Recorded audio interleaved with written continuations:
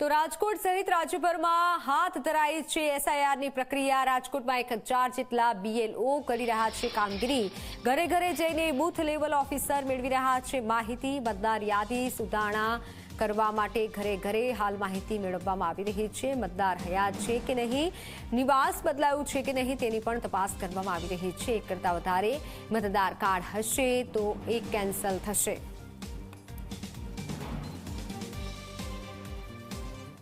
ગુજરાતમાં ચૂંટણી પહેલા મતદાર યાદી છે તેની અંદર સુધારણાનો કાર્યક્રમ છે તે ચાલી રહ્યો છે ને ઘરે ઘરે બીએલઓ જઈ અને એસઆઈઆરની અંદર જે રીતના સુધારા છે સાથે જ જે લોકો એ જ જગ્યાએ વસવાટ કરે છે કે નહીં તે સહિતની માહિતી છે તે મેળવી રહ્યા છે ને એટલું જ નહીં સાથે સાથે જે એસઆઈઆરના વિવિધ તબક્કાઓ અનુસાર 4 નવેમ્બરથી 4 ડિસેમ્બર સુધી બૂથ લેવલના ઓફિસરો છે તેમના દ્વારા ઘરે ઘરે જઈ અને મતદાર યાદીની અંદર એન્યુમેરેશન ફોર્મ છે તે ભરાવી અને માહિતી છે તે મેળવી રહ્યા છે। એટલું જ નહીં સાથે સાથે જે રીતના મતદાર યાદી છે તે ફ્રીઝ કરવામાં આવે છે ને ત્યાર પછી સતત જે અધિકારીઓ છે તેમના દ્વારા આ રીતની કામગીરી છે તે હાથ ધરવામાં આવી રહી છે। બીએલઓ છે તેમના દ્વારા ઘરે ઘરે જઈ અને માહિતી છે તે મેળવવામાં આવી રહી છે અને આ ફોર્મ છે તે ભરવામાં આવી રહ્યું છે।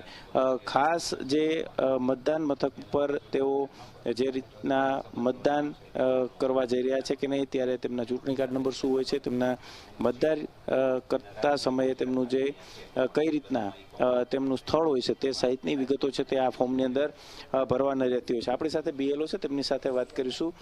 સર, કઈ રીતના કામગીરી રહેતી હોય છે અને ફોર્મ જે ભરવાનું હોય છે આ ફોર્મની અંદર કઈ કઈ રીતની વિગતો આવતી હોય છે? જનરલી અત્યારે 2002ની સીર યાદી પ્રમાણેની મતદાર સુધારણા કાર્યક્રમ ચાલી રહ્યો છે, તો એ પ્રમાણેના 2002ની જે મતદાર યાદીમાં હતા તેનો બધા ડેટાબેઝ ભેગો કરી અને આમાં અત્યારે નવું ભેગા ચૂંટણી કાર્ડ છે એ પ્રમાણે 2002માં એનું હતું તો એ પ્રમાણે ભેગું કરી અને જોઈન્ટ કરી અને સીરની કામગીરી પૂર્ણ કરવાની છે।